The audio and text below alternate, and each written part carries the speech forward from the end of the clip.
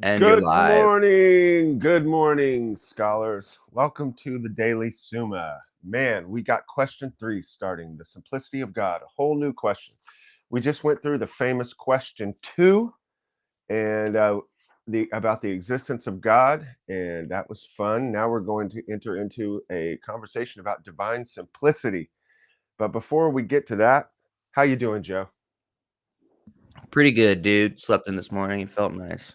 It did feel nice. I agree. Although my body is conditioned to wake up early, I still woke up, did the vigil office last night in the middle of the night, and then woke up again, went back to sleep, and then woke up again and did morning prayer at a sweet little 7:15 hang or 7:30, something like that. Can't remember what it was. Morning coffee made by Dave Matthews, the cool Dave Matthews. Yeah. Joe, I wanted to tell you something. Okay. So Sean Brennan of Splice Records was watching our broadcast, the Daily Summa, Mhm. and so we chatted about it. And he said he loves the banter between me and Joe. Oh, that's sweet. Isn't that sweet?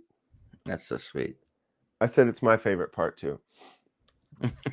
Now, you may ask, wait, well, isn't your favorite part studying Thomas and reflecting on the deep things? Didn't you talk about birds under staircases or some such? Why is banter with Joe your favorite part? My favorite part is if this is the banter with Joe. My favorite part of the study is afterwards when I get to sit around and think about what we studied that day. Mm. You see the distinction? This is straw. This is just study. But to study and then walk away and have a pipe or walk through the woods and contemplate what you've studied prayerfully with the Lord is that beautiful fire that begins to burn from the straw. That's my favorite part. That's my favorite part. Yeah. Um oh, and Joe, there was something else I wanted to tell you. So, remember I told you, and but by the way, people, my mother, my beautiful mother, who's probably maybe watching right now. I don't know. She'll watch at some point. She gave me a little constructive criticism, Joe. Okay. She said that yesterday I kept saying, let's get out of here. Let's get this over. We only have one page and we can get out of here. And that it gave the impression like I didn't want to be here.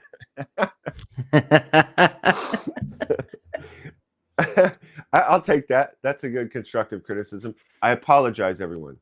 Course, of course, I want to be here with you lovely people, sharing St. Thomas, digging deeper into philosophical questions about the existence of God, of course. But it's still like school. You know what I'm saying? It's like, again, like I said, my real joy is to get afterwards and contemplate these things. So you can see what I'm saying. My excitement to get out of here is to go contemplate these things we've done and perhaps sit in a hot tub. You know what I mean? Right. We have to be realistic about our position as beavers on a galleon here, and the fact that we are embodied spirits. And that's something also to talk about regarding Immanuel Kant and modern philosophy. But maybe we'll get into that later. Uh, the goodness of the body, the importance of the body, what is called the mind-body problem. Yeah, how does the mind and the body work together? And strangely enough, we're going to consider some things like that regarding God. Does God have a body? Larry's going to ask.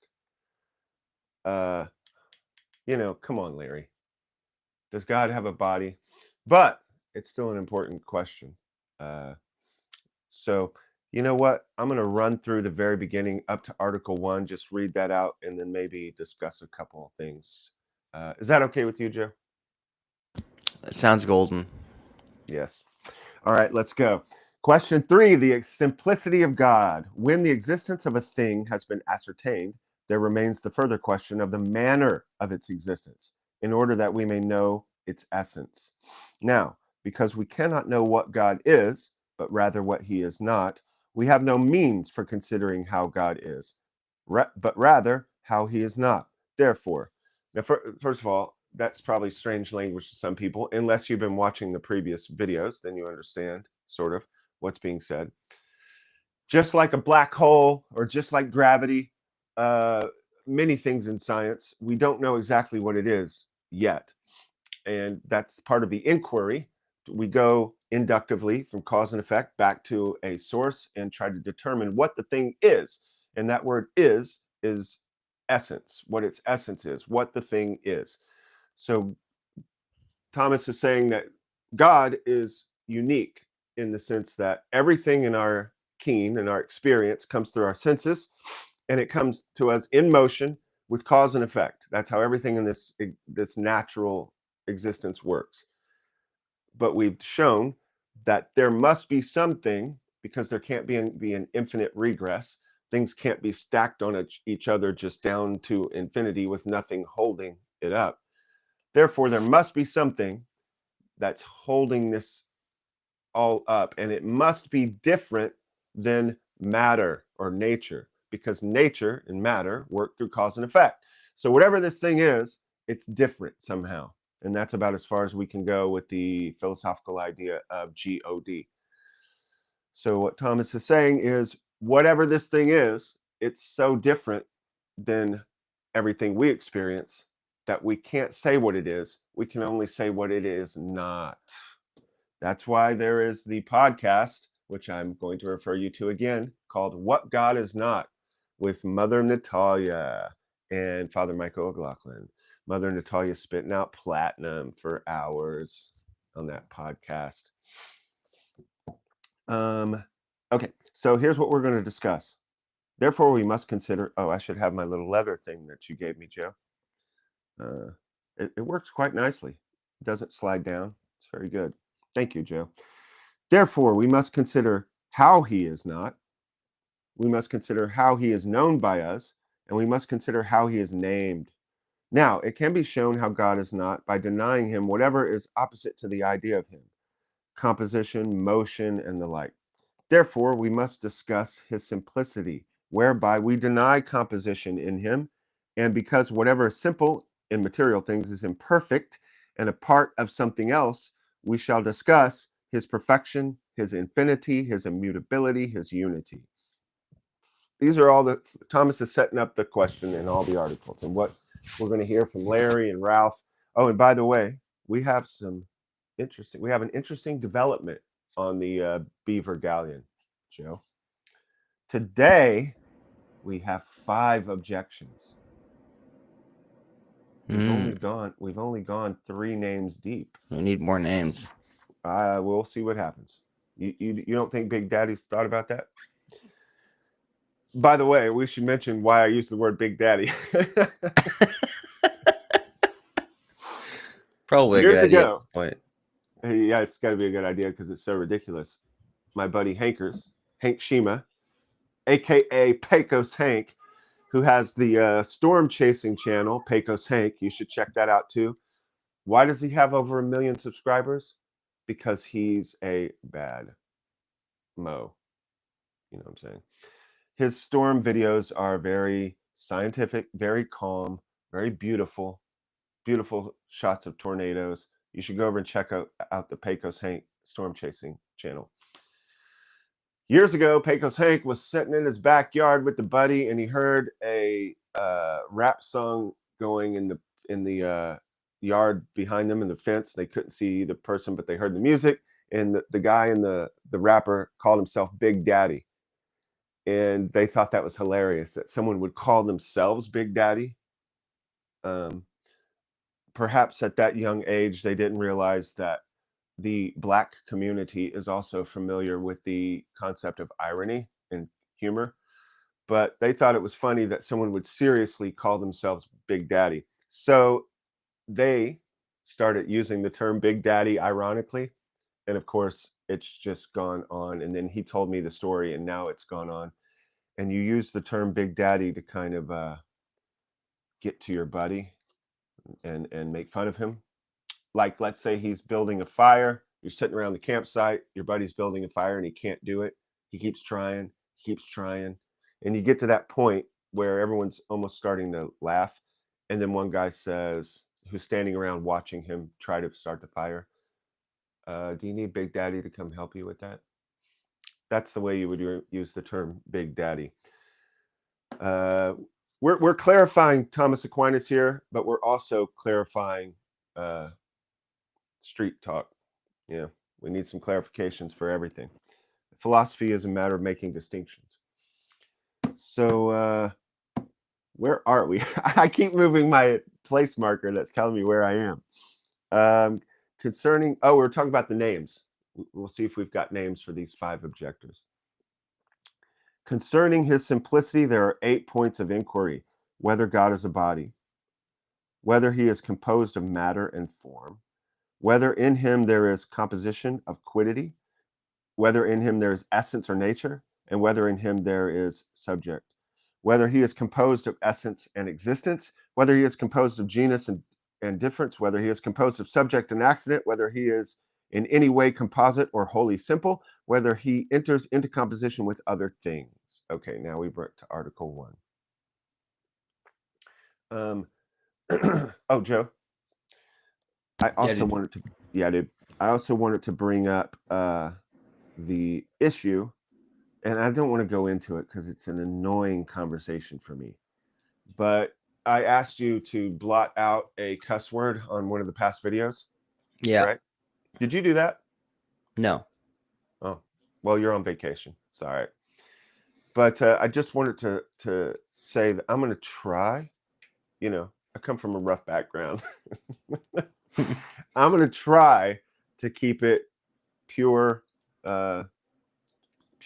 simple, proper teaching conversational talk, but sometimes that may slip through. So just be advised. I know some people have talked about watching these things with your kids. The way our brother Yaakov does it is they say there can be nothing harmful in Torah. So if they're discussing something that has to do with sexual relations or some kind of execution and death and these harder subjects, their way of looking at it is if the father is with his son's like 7 years old or whatever, and the father's there and they're studying Torah, it's within the context of studying scripture, that there can be nothing impure because God is going to adjust that in the mind in the way that's appropriate to receive. And it can be discussed with the parent and he will explain it. And so if you take that point of view, then fine. But remember, this is a men's group. Right now, this is going out to everybody, men, women. There might be some dogs in the living room while people are watching it. Who knows? But when we're in a group together in a room live in front of people, this is a men's group, and that's kind of the ethos or the ethic and the way I'm going to talk as I'm talking to a group of men. So take that as you will. Also, I got a little criticism about the energy level of presentation. Okay. Yeah. What do you think about my energy level sometimes, Joe? You did mention that it was different when I wore the sweater than the Right. jacket. I don't know. Who It's knows? about the same amount usually, but Yeah. there's sometimes like I don't know, the when we did the night at the farmhouse, that one was pretty high energy compared to the other ones. You know, The night at the farmhouse. the first night I was there. Oh yeah. That was a good shot. I was excited too. We were newly in the farmhouse, and my friend Joe was there. That's always nice. Yeah, dude. You could say something like, "Yeah, it's good to be with you too, Craig." Yeah, it That's fine. was That's fine. That's fine. it was No, so Joe. good. Wow, dude, that was an Okay, incredible, thank you, Joe. Thank you. transcendent So experience. anyway, the point is there's going to be different energy levels, but I'm going to try to emote and speak as I would if there was a classroom full of people. There was another thing I wanted to say. I wanted to talk about my use of the word idiot yesterday. What did you think about that, Joe? Did that rub you the wrong way at all? Yeah, you know what? That really grinded my gears, man. The more you guys get to know Joe, you'll know that he cares a zero about, in fact, calling someone an idiot here and there is well, it could be a fun pastime. I did want to say though about idiot. Idiot, I said, was idios, the individual separated from the great conversation.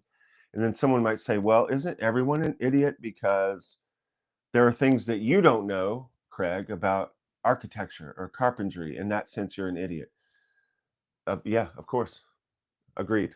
The philosophical problems are transcendent problems. They're problems that involve everyone. As my professor, Dr. Rebard, said, philosophy bakes no bread.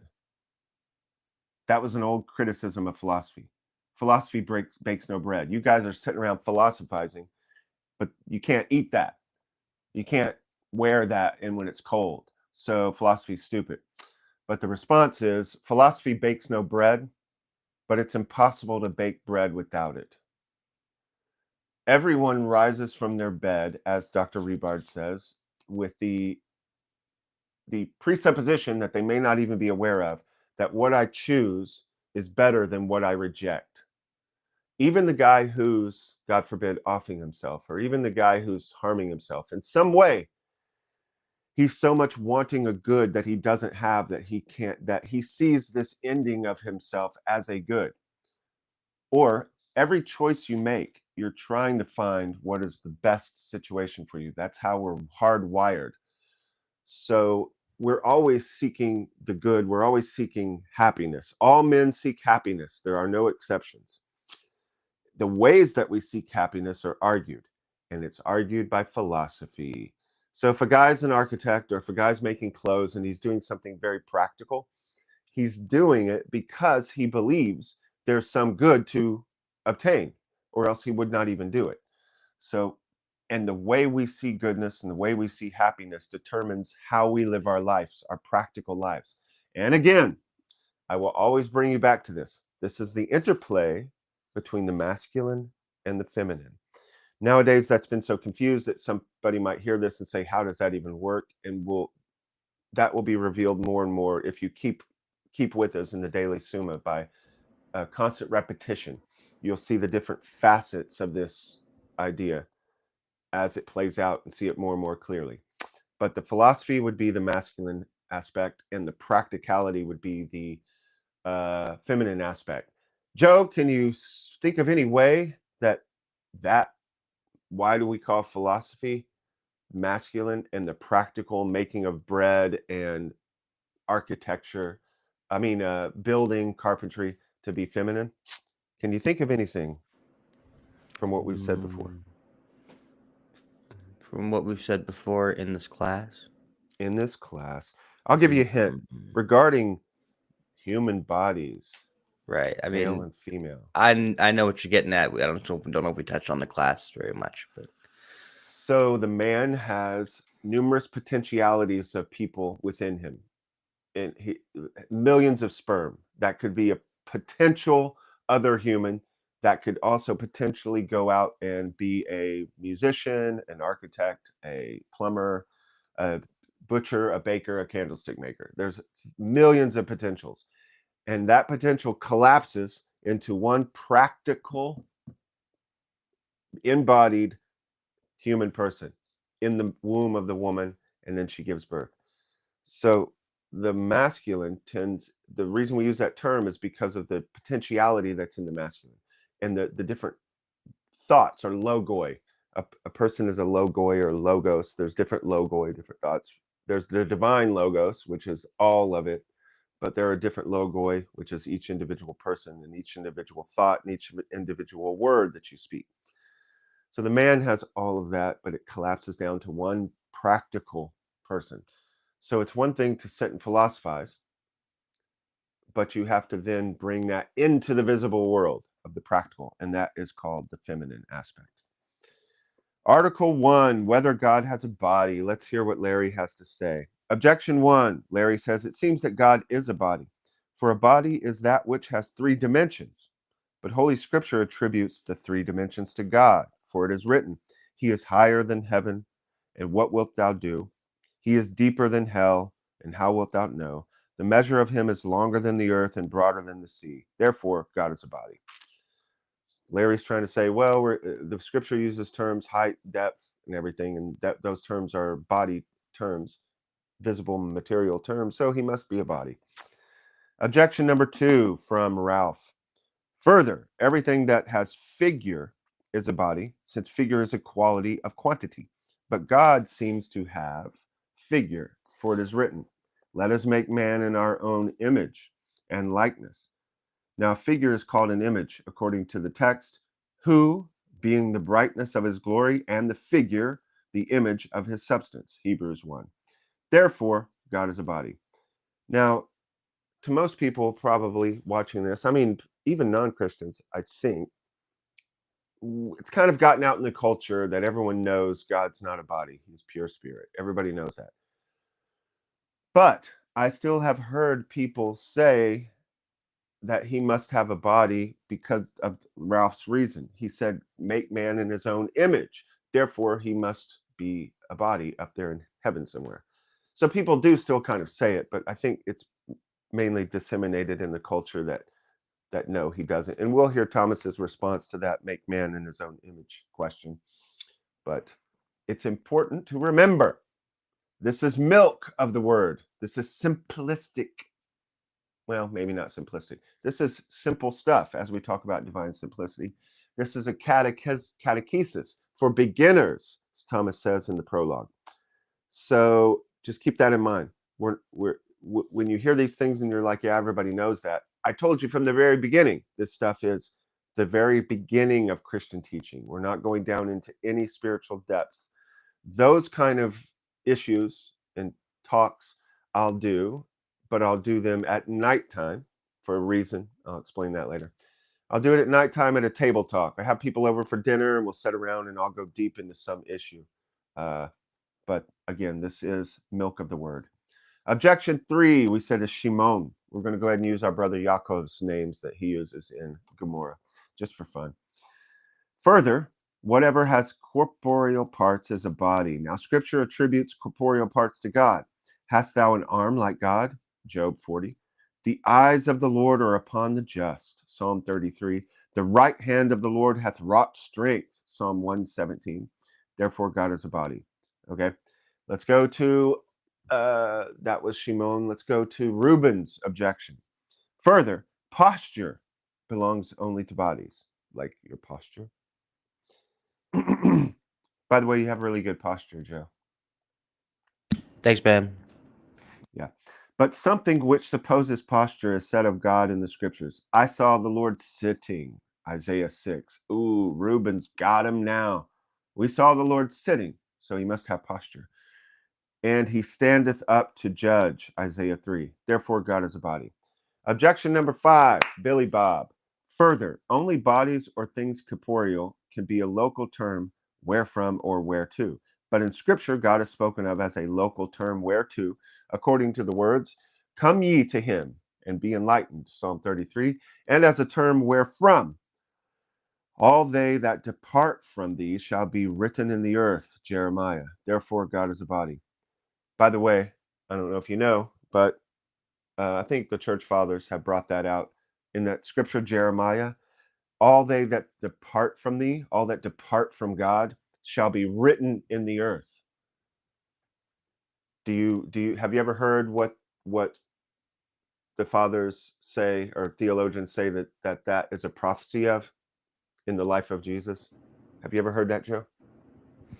They have written in the earth. The only thing that Mm-hmm. one thing that comes to mind is when he goes and writes in the dirt. But Exactly. When they bring the woman caught in adultery, and of right, course, when that happens, you're supposed to bring the man also, and there's no man there. That's curious. But some say that what he wrote in the earth was the names of these people that were accusing the woman. Therefore, they that depart from the Lord shall be written in the earth. So that's why Billy Bob says that God is a body. Now, here comes St. Thomas, the magister, the master. On the contrary, it is written in the Gospel of St. John, chapter 4, God is a spirit. And remember, the on the contrary is an argument from authority. Now we're going to go with the more logical arguments, the more rational arguments. I answer that it is absolutely true that God is not a body. And this can be shown in three ways. First, because no body is in motion unless it is put in motion, as is evident from induction. Now it has already been proved, question 2, article 3, that God is the first mover and is himself unmoved. Therefore, it is clear that God is not a body. Now, I'd like to say something just real quick, and I can't go into super depth in it because of time, but also because of the length of time it's been since I've studied these things. Remember, in the introduction, I asked the question, why, Craig, are you doing this? Why are you teaching Summa Theologica or Theologia? And my answer was, I don't know. I've had people my whole life tell me I should, and even Pecos Hank, who's an atheist, but he goes, dude, you got to get a YouTube channel and say some of the things you say to me. Because even though I don't believe in God, the way you say it, I like the way you say it. I've had people tell me that my whole life in bars, in shows, in coffee shops, as we're doing gigs and on tour, talking to people, and I naturally start saying stuff about God. And people say I should do it publicly. So, and then I'm feeling like I should do that. So we're trying it. We're giving it a try. But early in my years as a Christian, I would sit at Pilgrim Bookstore with Mark McNeil, who is now helping me do these videos, and we would discuss these things. And we go in depth, and I had ready knowledge of all these things. This was like in my teens, late teens, early 20s. And then I went to the monastery, studied more. But then after, I was a musician. And then after, when I got mad at God, I even stopped going to church and didn't care about any of it for like 8 years. And then the past 8 years, since I've repented of that, I'm still studying music and writing this book and doing things. So I'm kind of refreshing myself in a lot of this too. And so Immanuel Kant, I kind of know his teaching, but I'm not as fleet in it as I once was. But it's important to mention here. Kant is trying to say, and believe me, I'm giving a really ridiculously simple version of his critique of pure reason. But Kant wants to say that we have understanding and what's the other word he used? Subjectivity. I can't remember what the word is, but that when we look into when we see things, our subconscious, even though he wouldn't use the word subconscious, our subconscious is bringing up a pre-packaged image of two cue balls moving and then touching each other and then the other one moving away. That's coming up like a dream. Dream and living world are very similar. From our subconscious is coming up this relation. But you can't say that that's a real cause and effect. It's just you see a cue ball move and then you see the other cue ball move. But you have no proof that that first cue ball moved the other one. That's just a relation that comes up from your subconscious and then your understanding interprets it. Again, very simplistic way of expressing Kant. But what I want everyone to see is what I said yesterday. You have to see the great conversation and how everybody is responding to Thomas and Aristotle, how they've been in this line of reasoning and the reason why it's happening, and also how it's affecting culture today. When the crazy stuff happened in 2020, people talking with my friends, that this was not a super shock. The depth of it, the craziness of it was a shock, but it's philosophically not a shock because the things that the culture was starting to believe would necessarily lead to what we have today. So Immanuel Kant's idea of cause and effect is that it's a subconscious thing that comes up and you can't prove it. So I will ask you, why would he say that? Let's just put it in the big frame of the cosmic battle between God, the Satan, the fallen, bitter angelic beings, and our own human experience within that. Satan realizes that this whole cause and effect thing is convincing people about God. So just think of it like a chess game. And I'll use this image quite often. In chess, I think it started in the 80s. Kasparov and Karpov started talking about positional play, that you make moves on the board not as a reaction to what your opponent did, but to just get yourself in the best position on the board, even though you don't know exactly what your knight being here is for. You don't know exactly why your rook should be on the back rank, but facing down the two middle rows.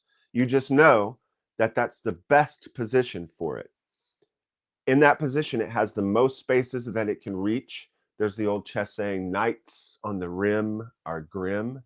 Because if the knight is on the rim of the board, there's all the things, all the squares he could move to his right, let's say he's on the right rim, are non-existent. The board ends. So now he's severely cut off the number of possibilities. So people started playing chess in this way, moving the pieces to the best position. And then later they see, oh, there's a good move, and I'm in a great position to do it. It's a positional play. So this satanic move on the board was to get the philosophers to get rid of this cause and effect thing. It's causing too much problems. Once people see cause and effect, they see that it moves backwards and it has to start at some point, and that thing has to be different than nature. Then you just naturally, you come up with an idea, well, there must be something that's supernatural. Satan can't have that. So he has to attack the whole concept, the whole idea of cause and effect. And that's what he's done in Immanuel Kant. Also, a lot of these later philosophers attack the idea of infinite regress because it's a pivotal part of Thomas's teaching. There cannot be an infinite regress. So they go, oh, simple. We'll confound this whole believing in God thing by just saying, why can't there be an infinite regress? I think there can be. Of course, they can't prove that. They just believe that. And they can't show it with cause and effect. Remember, someone might say, but you can't prove God. This is so pivotal. I'm saying they can't prove a infinite regress, and so that's not scientific. And then they'll say, but you can't prove God. That's not scientific. Remember, everything is based on nature and cause and effect. The way we do science, or else science doesn't mean anything. You can't do science without some kind of adherence to the cause and effect system. What Aristotle and the philosophical God believers are saying is that we believe in cause and effect. We believe in only science and nature. But what science and nature and cause and effect have shown us is that everything moves back to some ground of being that's not natural. And we don't know what that is. It's a big question mark, but it's something that's not natural. If you say there's an infinite regress, you're not breaking out of natural. Stop. Let me go back. What the naturalist wants to say is that everything is natural and material. If you're going to say that, that's fine. And if you say there can be an eternal regress, you're going to have to show that by natural proofs. That's your ground rules, that there's only natural and material things. So you have to use your own ground rules and not break out of them. So you're going to have to give me a P ratio that shows definitively that there can be an infinite regress. And I haven't seen that yet. So it's very clear. I'm just wanting to show that as he's talking about cause and effect here in the first mover, he's making great proofs. That's why the later philosophers have to get rid of this pesky problem of cause and effect so that we don't have people believing in God. Now, I'm not saying that Kant was thinking that way. Remember, I'm saying that this is we wrestle against principalities and powers and rulers of darkness in high places. All right. God is the first mover and is himself unmoved. Therefore, it is clear that God is not a body. How we doing on time, Joe? Sitting at 35 minutes.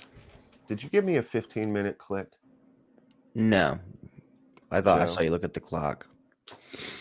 Dude, I don't have my glasses on. I see men as trees walking. I just know I'm generally in a room right now. By the way, yesterday you could see the horses walking. I Yeah. reviewed that video. I don't usually go back and watch all the videos, but that one was short and I wanted to see how it felt because it was talking about important subjects. But you could see the horses yesterday and it's very nice. Oh, also, I noticed that it looks like a blue screen.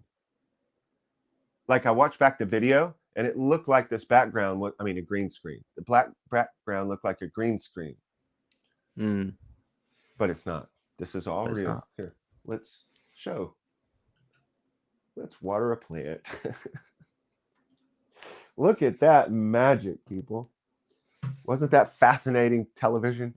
That's actually all CGI. None of that's real. Oh, wow. You're good, Joe. You are I'm so good. doing that right now. One of the great blessings of my life was the day I met you, Joe. That's nice. I have to agree. You agree that one of the best days of my life is the day I met you? Well, I do agree with that as well. I was talking But about you meant the myself. other, that it was a The good other thing when you met way, me. the way that you would normally take that. Yeah. But see, the thing is, and we should let the people know, when I first met you, I knew I like this guy. This Mhm. guy's cool. When you first met me, and I have to be honest. I mean, look at me. Like, I had a weird hat on, you Yep. know, I look kind of like a rodeo clown or something. I don't know if I had those gloves on without the fingers, like a hobo. Probably. Yeah, Good shot. yeah. I can understand. I sympathize. But you quickly came to love me, right, Joe? It wasn't very long. It did. It Yeah, was maybe a couple times yeah, actually talking to you. Yeah. yeah. Good deal. Okay, so therefore it is clear that God is not a body. Second, because the first being must of necessity be in act and in no way in potentiality. Wait, I said that with the wrong inflection. Second, because the first being must of necessity be in act and in no way in potentiality. For although in any single thing that passes from potentiality to actuality, the potentiality is prior in time to the actuality. Nevertheless, absolutely speaking, actuality is prior to potentiality. For whatever is in potentiality can be reduced into actuality only by something in actuality. It's a little confusing. Uh, in our world, when something is reduced into actuality, and remember we discussed that a few days ago, that it's a weird language probably for moderns, that why would you say you're reduced into actuality? It sounds like you expand into actuality. But like the pool table, the pool ball sitting there is in potentiality. It can go left, right, forward. It can even be knocked off the table. Someone can pick it up and throw it through the window. There's a million things or more that it could do. It's in potentiality. And then once you hit the pool ball and it goes straight, that's the one thing of the millions of things it could do. That's the one thing it is doing. So it's reduced into actuality. So whatever is in potentiality can be reduced into actuality only by something in actuality, meaning the cue ball. The 8 ball is hit, and now it's sitting there in potentiality, and it's hit by the cue ball, and now it reduces into one act. But it was reduced into one act by something already in act, which is the cue ball. And that cue ball was sitting there in potentiality, and it was moved into act by the cue. And the cue was moved into act by my arm, etc., etc. Now, it has been already proved that God is the first being. It is therefore impossible that in God there should be any potentiality. But every body is in potentiality because the continuous. Wait. But every body is in potentiality because the continuous, as such, is divisible to infinity. It is therefore impossible that God should be a body. It seems, correct me, Dr. Rebard, in the comments, but it seems he's talking about we would have the same infinite regress problem, except with God. You can't have God in potentiality because something else, anything that moves in God, would have to be moved by something else, and that other thing would be God. God is the unmovable mover, the unmoved mover, and he's something different than nature and matter. Third, Because God is the most noble of things, now it is impossible for a body to be the most noble of things, for a body must be either animate or inanimate. And an inanimate body is manifestly noble. Wait, an animate body is manifestly nobler than an inanimate body. That's probably weird for modern people too. He's just saying it's better if your body is moving and acting than if it's dead. Or if, let's say you have a knife. The knife's sitting there in the cupboard, the drawer is good. That's good, but it's better when the knife is actually fulfilling its nature, which is to cut. So when you take the knife out and it comes into act, that is more noble because it is doing that which it is made for. So an inanimate body, an animate body is more noble than an inanimate body. But an inanimate body is not animate precisely as body. Otherwise, all bodies would be animate. Knives don't move themselves. Arrows don't move themselves. These are bodies. These are things. These are natural occurrences. These are matter, formations of matter. And otherwise, all bodies would be animate. An animate body is not animate precisely as a body, meaning it's not the nature of a body of any sort to just be animate on its own. It has to be animated by some other cause. Therefore, its animation depends upon some other thing, as our body depends for its animation on the soul. Hence, that by which a body becomes animated must be nobler than the body. Therefore, it is impossible that God should be a body. He's saying that God is the most noble thing in that is. Therefore, he cannot be a body because bodies need to be are either less or more noble depending on their animation, and God can't be less noble, so he must be non-body.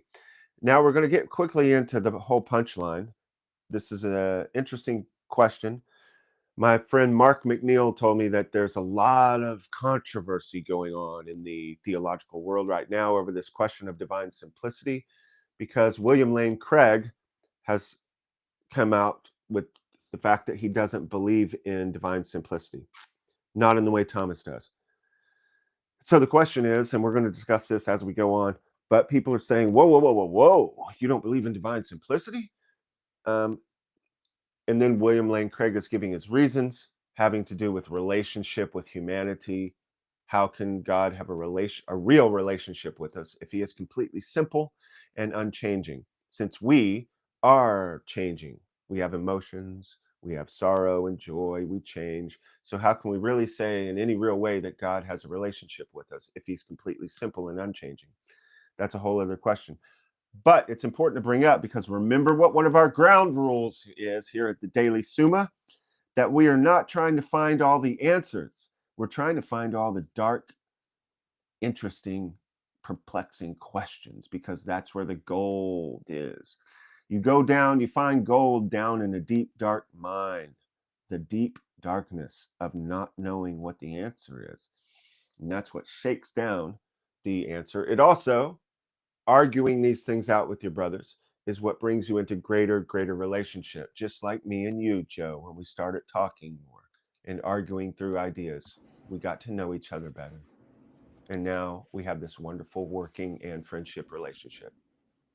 It's true. I don't remember any of the arguments, but I know we definitely did it.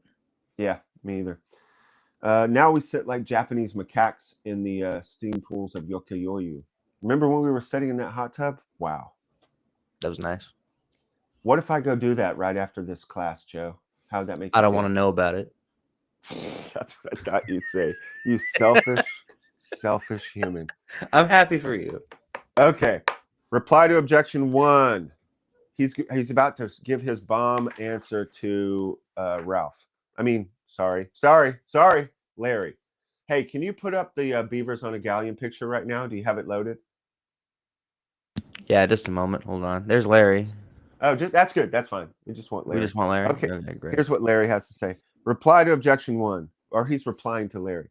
As we've said, Larry, in question 1, Article 9, Holy Writ puts before us spiritual and divine things under the comparison of corporeal things. Hence, when it attributes to God the three dimensions under the comparison of corporeal quantity. Remember, Larry's question was there's dimensions. He's higher than the heavens, deeper than the hell, blah, blah, blah. Hence, when it attributes to God three dimensions under the comparison of corporeal quantity, it implies his virtual quantity. Thus, by depth, it signifies his power of knowing. Yes, I know we're getting to the other page. We'll just go finish the thought. It signifies his power of knowing hidden things. By height, the transcendence of his excellent power. By length, it's referring to the duration of his existence. By breadth, his active love for all. Or as Dionysius says, by the depth of God is meant the incomprehensibility of his essence. By length, the procession of his all-pervading power. By breadth, his overspreading all things, inasmuch as all things lie under his protection. All right, well, we hit the end of page 26. We're ending Article 1 of question 3. Joe, look at us. We're already on question 3. Wow. I know. Special. Remember when we said, I can't believe we're doing this? Why are we doing this? It doesn't seem real. Now we're already in question 3. Remember, folks, after a decade of questions, like a decade of the rosary, after 10 questions, we're going to have a big party. And I'm saying that specifically for the Stubby people, because we'll be having a party there. If you want to have a party at home, go for it. Also, I need to start jotting down some questions to do a quiz at the end, a 10-question quiz, and then give out gifts for whoever volunteers to do the quiz and gets the most answers right. I'm predicting Asian will do it, and I'm predicting Asian will get the highest score. That's just my prediction. We'll see. We will. We will see. Joe, is there anything else we need to say today? Did you think it was a good class today? It was a good class. We forgot to turn the page sponsorship. The turning of the page is sponsored by what? Locals? Go to craigkinsey.locals.com and follow us there. Right, Joe? That's right. That's exactly right. You know what else I noticed? You don't need to pay to actually follow. You can jump in and follow the page, and you'll get alerts, and you'll see other stuff we do. But any support is obviously extremely appreciated. Yeah, it's $10 a month. Come on, that's like 2 cups of coffee. If you were hanging out with us, would you not at some point during the month buy us cups of coffee? Actually, it would only be one each. You'd buy me a cup of coffee and Joe a cup of coffee. Yeah, that's nothing, dude. Don't be a cheapskate. All right, folks. Thank you very much. This has been the Daily Summa. It's been a pleasure. Remember, all of this is straw. Go share it with your friends, family, wife, and discuss these.